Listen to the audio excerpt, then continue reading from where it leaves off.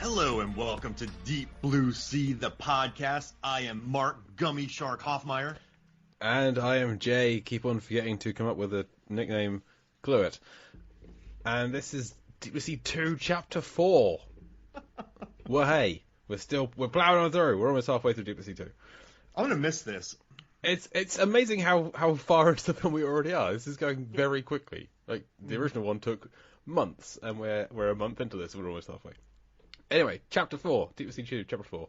For those of you not following along, in this chapter we have Doctors Leslie and Daniel Kim are having a conversation in the Achilleos canteen, in which Daniel reveals to his new wife that he has been secretly working with Carl Durant for 7 months. And 7 months? 7 months! And has even shared some of Leslie's work with Durant. Initially furious, Leslie accepts the news and Daniel promises no more lies.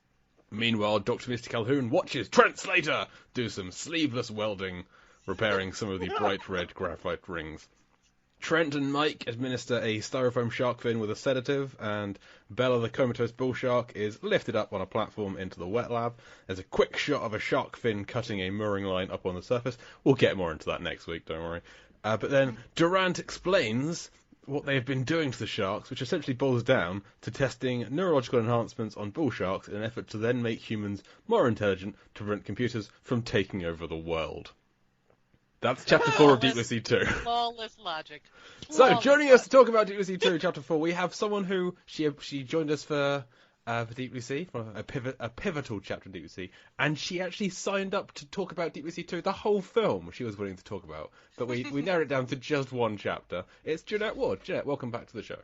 Hi, it's Jeanette, Gods and Monsters Ward. Of course. Gods and monsters. Oh, I'm Jay Thousandfold Cluet. There we go. There it is. Right there. Oh. Okay, before we get into this, and thank you for coming back, for joining us again. An honor and a pleasure. Thank you for having me. Who's feeding the people in this facility? Because this is an interesting question, right? Because what we learn very swiftly is that the Achilleos is not nearly as nice as Aquatica. No. From what you can see on the top, it looks to be like a shack and a couple of fences with maybe a boat or two. Underneath, there doesn't seem to be much happening. It looks like 1 to 2 rooms, with the mandatory shark eavesdropping peepholes here and there. Yes. But yes. I didn't see a kitchen. So that mess area with the refrigerator, and maybe everyone is just eating shark gummies. That's the only food we've seen, right? Yeah, I mean, Daniel looks in the fridge. We don't see in the fridge. He looks in there. But this facility, it needs an oven big enough for a human. If it's missing anything, I love movies that are like, hey, this is gonna be a terrible movie. Come on in, it's gonna be terrible, but we're gonna have a good time. As long as everyone involved is well aware this is a movie, we're all going to have a good time making this, I'm in. There's a couple of people in this where I'm not sure they got the memo, and that's fine. Oh, Michael Beach is making a masterpiece. Oh, yes. He got the memo. He may have gotten everyone else's memos. That might be the issue. But, what this movie is missing, because it's clearly, listen, let's take Deep Blue Sea, and then let's take it a notch down, maybe 2 or 3 notches down. Why isn't there a rapper of less quality than LL Cool J in this? I mean, I've never heard Michael Beach rap, but perhaps he's filling that. I don't know. Well, maybe Trent Slater's a known guy. Maybe he's big out Rob there. Mays, Maybe Rob Mays. Yeah, Rob Mays is an artist. Well, that's a possibility. I will say underground rap is not my forte. I mean, well, he has 7 soundtrack credits to his name on IMDb. Yeah. Okay, there you go. I heard. But I mean, this is a movie that is crying out for like a Lil Wayne or a DaBaby or anybody in that tier. Ludacris too good for this movie, but like down a level. Any of the Lils or Young, any of those rappers. Yeah, have some fun with it. I mean, bring some people in. Okay, there's no food. You're bringing in. There's shark. You're bringing scientists in. You're bringing, these people from all over the country to look at your sharks, and you don't have box lunches. And you're luring them in by throwing your money around. I believe that is the actual quote. Yeah, he's throwing his money around, but not on gourmet food. No, there's gummy sharks and a labelless bottle of water. That is all we have. If there's one thing you should be suspicious of, it's a label-less Yes. bottle of water. It's already been clear opened. liquid, I'm assuming was. But it's just, yeah, I was watching this scene when they're in this kitchen, and there's some big pots. I mean, maybe Trent and Aaron and Mike, Mikey, they cook themselves up some pasta during the week and have a nice pasta fest, or, I don't know, some fish. Yeah, they're not having any Helsinki hollandaise. They're not having Yeah. any Finnish pancakes. They're missing out. As someone who I did events for a long time. I also worked on a lot of sets, and you bring in people from all over the country, and if you're doing a production meeting, you have someone go get the lunch for you. There's no lunches for the doctors minimum, down there. Bring in a food truck and tell people, well, you can get your own, but we brought you a food truck. Yeah, or a food boat. Right. The guy from The Fifth Element and his boat. Because the bags that Daniel, Leslie, and Misty brought with them, they were not big enough to bring a few days worth of packed lunches. It's just like a change of clothes, and that's it. We do have to be clear that we did not see inside the refrigerator. We know that Daniel opens the refrigerator, so it could have been stocked. And instead of choosing something delicious, he went for shark gummies. It's just full of like salad, and he's like, I don't want salad. I want sugar. Salads or shark gummies? Yeah. Imagine this. Inside the refrigerator, there's what do you call what are the plastic containers? You can reuse them. Tupperware? Tupperware. My brain is gone. I keep saying this, but I called a bakery a bread store the other day. Nice. Yeah, so there's Tupperware in there. You know what you need? A vial full of memory and intelligence enhancer derived from You gotta suck it down. Go full Chuck. Or a Snickers. But he takes this salad out, and it says Trent Slater on it, and he eats the salad. And then later on, Trent Slater walks in there to munch, and he realizes that his salad has been eaten. Listen, That'd be drama. This movie is filled with wasted potential or missing potential. That definitely was an option they chose not to use. Imagine that. In the middle of all the sharks murdering people, Slater's like, I need some protein. And he opens it up. Or yogurt, at the very least, a yogurt. Yeah, no one messes with Terry's yogurt on Brooklyn Nine-Nine. Exactly.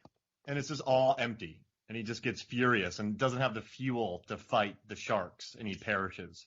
Barely does anyway. Well, the only fuel we have in this film is Honey Munch shark gummies. Honey Munch. Not a brand I'm familiar with.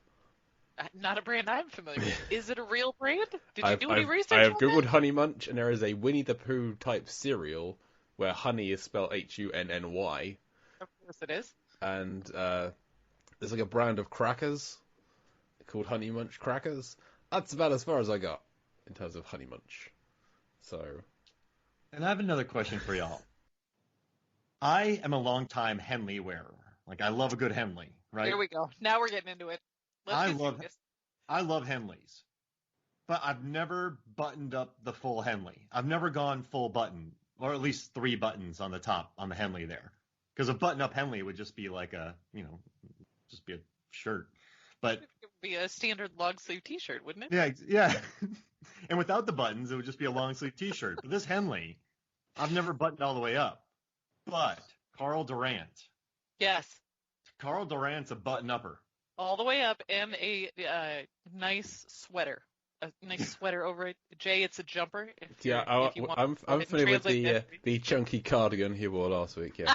But I've just had to Google what is a Henley, because that is not a term I'm familiar with. And long sleeve shirt with buttons. Yes. I've never understood these. I've never worn one. I don't understand. But fine. They're great. They're a long sleeve V-neck. I mean, you have button-up shirts, you have T-shirts. Never the twain shall meet, as far as I'm concerned. No. But fine. Makes him look approachable. Mm-hmm. But does it? I was a big fan of V-necks for a long time, and then when I discovered Henleys, hey, I can wear a V-neck when it's a little colder out. Yeah. And it changed my life. Fair enough. If the Henley had more substance to it than a standard T-shirt, if it had a more body, if it had ribbing similar to long underwear, but not long underwear. But no, it doesn't seem to have any of those. It seems to just be T-shirt with buttons. But your arms are protected. But your arms... From wind gusts. Wind gusts in your underwater lab. Yeah.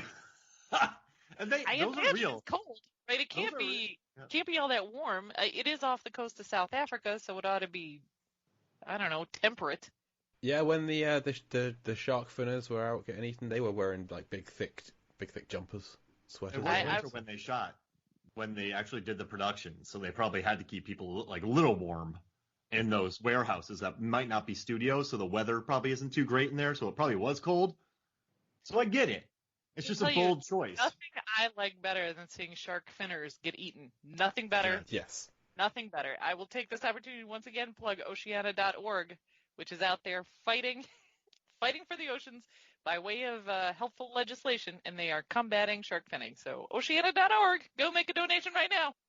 Indeed. What if Final Destination took place with finners, and they just went through super long Final Destination deaths? It'd be a very satisfying film. Honestly, in my opinion, every shark finner on the planet should really simply have their arms cut off and tossed into the ocean. That's what they're doing. That should be done to them, period. Yeah. When we discussed that first chapter, I'd lamented that it's a shame the shark finner seems to be dead after having lost all of his limbs. I would like him to be thrashing around for a little while. Yes.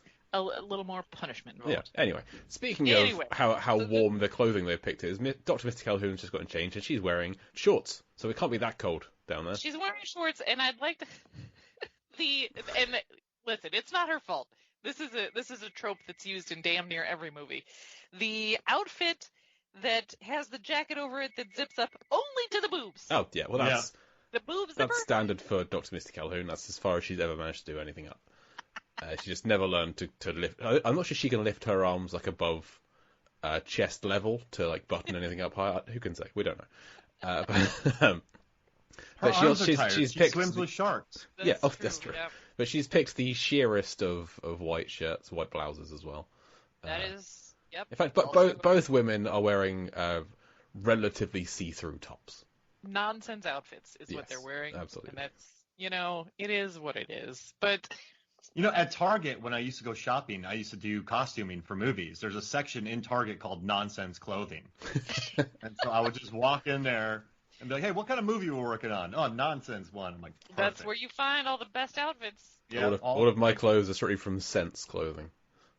It's where you find functional. All the... Exactly, yes. But nonsense, that's the department where you find all the midriff shirts, your tube tops, those bizarre high-waisted short shorts, which are all the rage. And boob armor. Yes, the cutoffs that are so short the pockets hang beneath the bottoms, all of that is where you find all of that in the nonsense department. And then for guys, it's just white tank tops that already have smudges on them. That's right. And the jeans that come pre-ripped. Yep, pre-ripped jeans. It's so easy to shop at Target when they're like, Mark, I'm like, are we working on a classy picture or a trashy picture? And then they go, trashy picture. I'm set. Go in there. Exactly what to get. Yep, in the nonsense selection. It's different too. Fall, spring, winter, summer. Yes, of course. There's lines for all of them. Pretty great. Made my life a lot easier.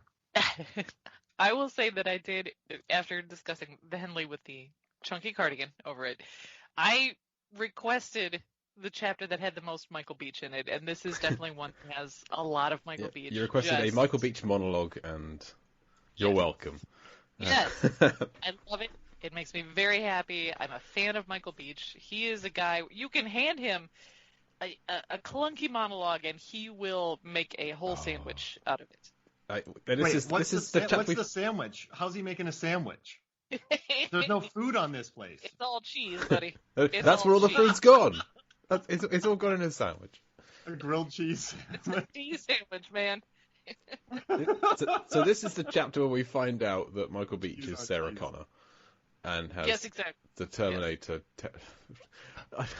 He's not wrong. His analysis of the situation. Listen, AI is getting smarter every day. I love my machine learning algorithms. I talk to my Alexa constantly so that she knows and can make all the predictions I need. You take advantage of your machine learning algorithms. But in this speech, he tells you, listen, AI is getting smarter. It's learning from itself. And when it reaches the point, critical mass, it's going to realize human beings are unnecessary. It's going to kill us all. Every